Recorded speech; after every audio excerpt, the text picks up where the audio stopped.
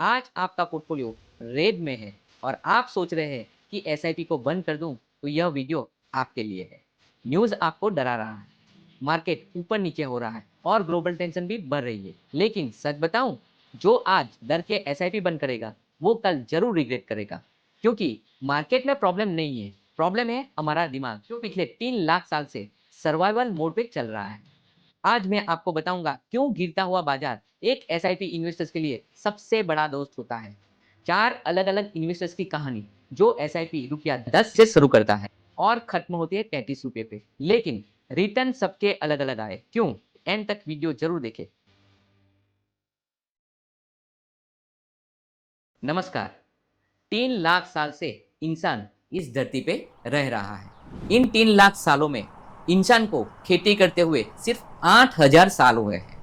मतलब 2,92,000 साल हमने जंगल में बिताए हैं एज अ हंटर्स और गेडर्स के रूप में। तो इंसान के दिमाग ने जंगल में रहते हुए सिर्फ एक चीज को सीखा, हर हाल में सर्वाइव करना है, खतरे में नहीं पड़ना है, जान को कभी खतरे में नहीं डालना है। क्योंकि जान हमारी एक ही है, एक बार चली गई तो वापस नहीं आती है। आज हम अपने पैसों से उतनी ही मोहब्बत करते हैं जितनी कि हम हमारे प्राणों से करते हैं। जान हमारी एक ही है, पर रुपया हमारे पास हर तरह का अलग अलग है। एक रुपया जो हमने बचत किया है, एक रुपया जो हम इस महीना इस साल कमाने वाले हैं, वो भी रुपया है जो हमने एफडी में रखा है, म्यूचुअल फंड में रखा है, सेविंग अकाउंट में रखा है।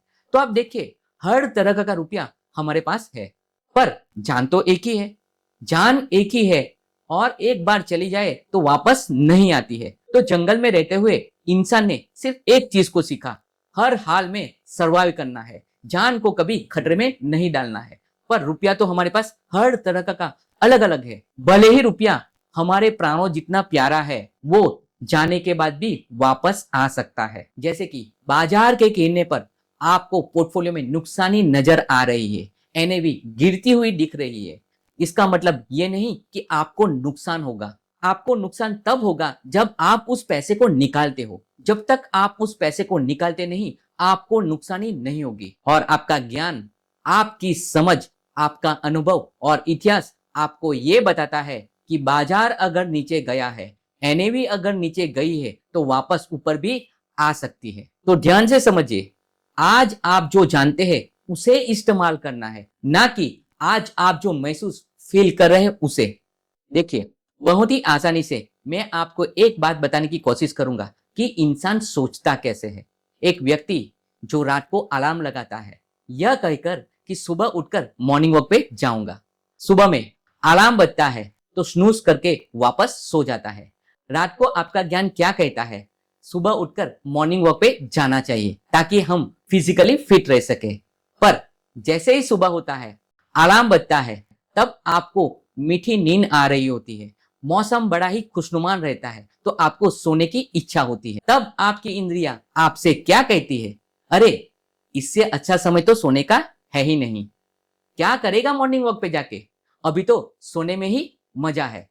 तो देखिए, वही व्यक्ति जिसने रात को यह फैसला किया था कि सुबह उठकर मॉर्निंग वॉक पे जाऊंगा, मॉर्निंग वॉक पे नहीं जाता है। क्या आपको नहीं लगता अक्सर यही होता है? जब बाजार बढ़ रहा होता है तो अच्छा लगता है, बढ़ता हुआ बाजार हम सबको अच्छा लगता है। आपको लगता है कि एनएवी बढ़ रही है, आपको लगता है कि अभी पैसा बढ़ सकता है और उससे आप प्रेरित होकर इन्वेस्टमेंट करते हैं, और फिर बाजार गिरता है, आप दुखी हो जाते हैं और आपको एसआईपी इक्विटी एक्सपोजर बढ़ाने की इच्छा कम हो जाती है। बस यही एक चीज जो एज अ निवेशक हमें समझनी है कि मैं एक निवेशक हूं।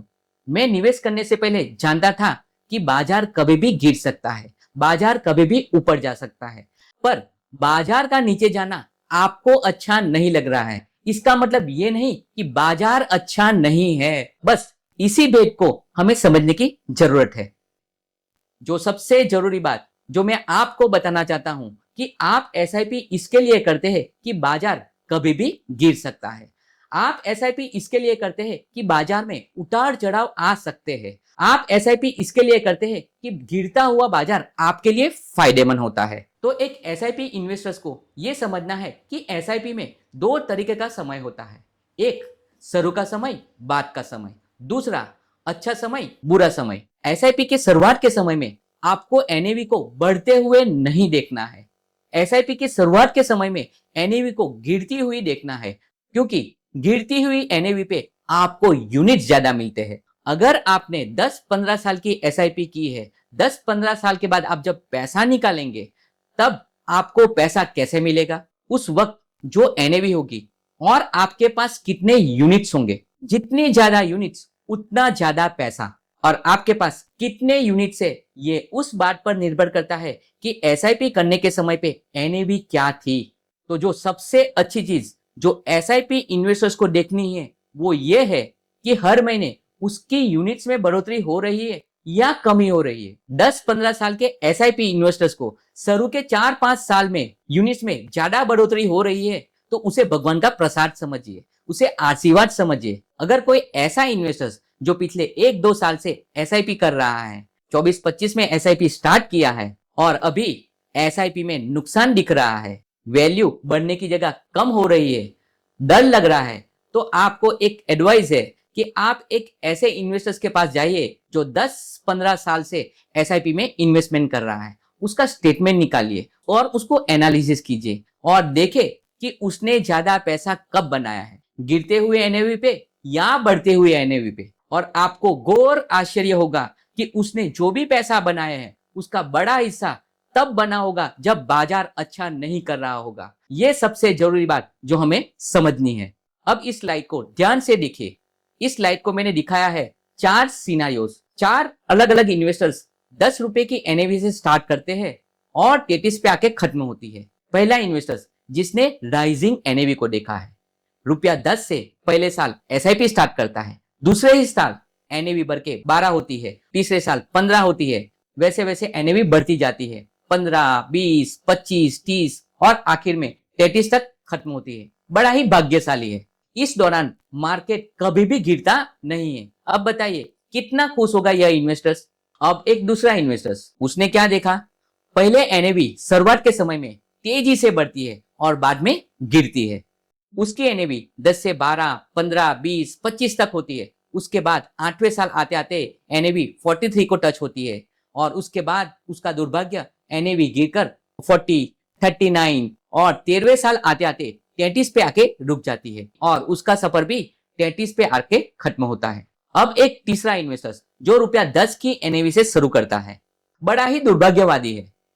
जैसे ही एसआईपी स्टार्ट करता है, दूसरे दिन मार्केट गिर जाता है, एनएवी गिरने लगती है। जैसे कि अभी के जो इन्वेस्टर्स है जिसने 1-2 साल पहले एसआईपी को स्टार्ट किया है, वो आज दुखी क्यों है? क्योंकि उन्होंने जब स्टार्ट किया था तब से लेके आज तक उसकी एनएवी गिर रही है। तो चलिए इसका भी एग्जांपल लेते हैं। ये इन्वेस्टर्स 10 की एनएवी पे शुरू करता है और दूसरे साल गिरकर 8, 7, 6 यानी शुरू के 4 साल मार्केट हमेशा गिरता रहता है। कितना दुखी होगा बताइए। उसके मन में क्या भाव आएंगे कि अभी एसआईपी बंद कर देता हूं, मैं बड़ा ही बदकिस्मत हूं, भगवान मेरे खिलाफ है, मुझे एसआईपी में इन्वेस्टमेंट करना नहीं चाहिए था। बस उसके बाद मार्केट बढ़ने लगता है, एनएवी बढ़ने लगती है, 10 होती है, 15 होती है, 20, 30 और 33 पे आके खत्म होती है। अब एक चौथा इन्वेस्टर्स, अब ये इन्वेस्टर्स एनएवी को बढ़ते हुए और गिरते हुए देखता है। एनएवी कभी बढ़ती है, गिरती है। ये इन्वेस्टर्स भी रुपया 10 से स्टार्ट करता है, कभी एनएवी ऊपर होती है, कभी नीचे होती है, वैसे करके उसका भी सफर रुपया 33 पे आके खत्म होता है। अब मैंने चारों इन्वेस्टर्स का सफर बताया। अब आप देखिए चारों ही इन्वेस्टर्स रुपया 10 की एनएवी से स्टार्ट करते हैं और 33 पे आके खत्म करते हैं, पर इन चारों इन्वेस्ट का रिटर्न अलग अलग होगा। ध्यान से देखिए, राइजिंग एनएवी वाला जो अपने आप को भाग्यशाली समझता था, उसने कभी भी गिरती हुई एनएवी को नहीं देखा है, कभी भी बाजार को गिरते हुए नहीं देखा है। उसका रिटर्न है 8%। दूसरा इन्वेस्टर जो शुरू में तेजी से एनएवी को बढ़ते हुए देखता है, शुरुआत के समय में बड़ा ही खुश होता है, अरे मैंने अच्छे समय में इन्वेस्टमेंट किया है। उसका रिटर्न बना 6% के आसपास। अब एक तीसरा इन्वेस्टर जो अपने आप को बड़ा ही बदकिस्मत समझता था, वो सोचता था मेरी एसआईपी करते ही बाजार गिरने लग गया। शुरू के समय में एनएवी उसकी लगातार गिर रही थी, पर बाद में जाके वो एनएवी बढ़ती है। उसका रिटर्न 15% आया। और जो इन्वेस्टर्स वॉलेटाइल मार्केट को देखता है, एनएवी को ऊपर नीचे हुए देखता है उसका रिटर्न है 13%। तो मैं फिर कहता हूं कि एसआईपी इन्वेस्टर्स को शुरू के समय में एबीसीडी को उल्टा पढ़ना है। आपको एनएवी को बढ़ते हुए नहीं देखना है, आपको एनएवी को गिरते हुए देखना है, ताकि आपकी यूनिट्स में ज्यादा से ज्यादा बढ़ोतरी हो।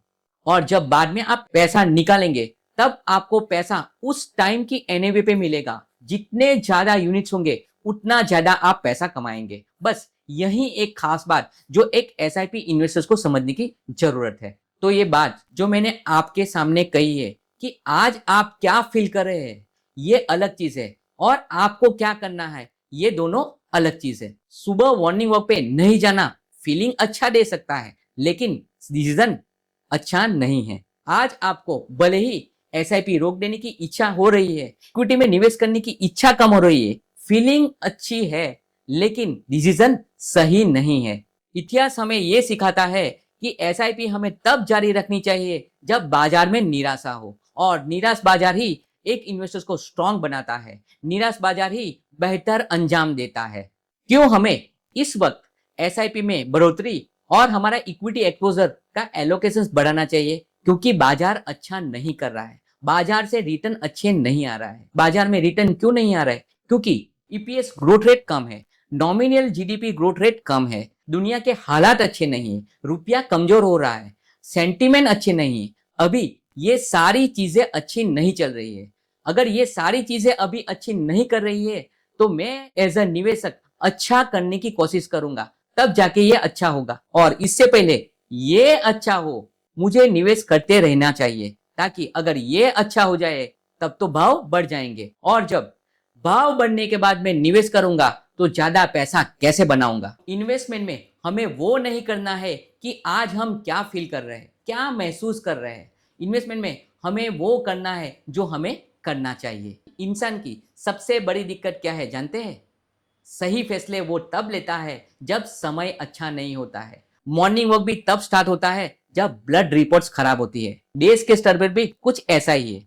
सरकार तब सही फैसले लेती है जब बाजार अच्छा नहीं कर रहा है, इकोनॉमी अच्छी नहीं कर रही है। इसलिए इस साल गवर्नमेंट ने रिफॉर्म्स किए हैं, जीएसटी का रिफॉर्म्स, इनकम टैक्स का रिफॉर्म, दुनिया के देशों के साथ ट्रेड डील, खास करके यूरोपियन यूनियन के साथ और यूएस के साथ ट्रेड डील करके सरकार ने पुख्ता कदम ले लिए हैं। आरबीआई भी लगातार कोशिश ये कर रही है कि समय समय पर इंटरेस्ट रेट कम करके लिक्विडिटी को प्रोवाइड करने की कोशिश कर रही है। मजबूत कदम भी तब उठते हैं जब हालात आसान नहीं होते। याद रखिए, अच्छा समय अचानक नहीं आता है, वह बनता है इसी कठिन पलों में, क्योंकि मुश्किल समय ही मजबूत नींव डालती है। जैसे ही हमारा रुपया थोड़ा स्टेबल होगा, सेंटीमेंट थोड़ा सुधरेगा, तो आप देखेंगे इकोनॉमी और बाजार में पुनः रौनक लौट के वापस आएगी। आज अगर आप डटे रहेंगे तो कल आप आगे रहेंगे, और इतिहास गवाह है कि समय और धैर्य रखने वाला इन्वेस्टर्स ही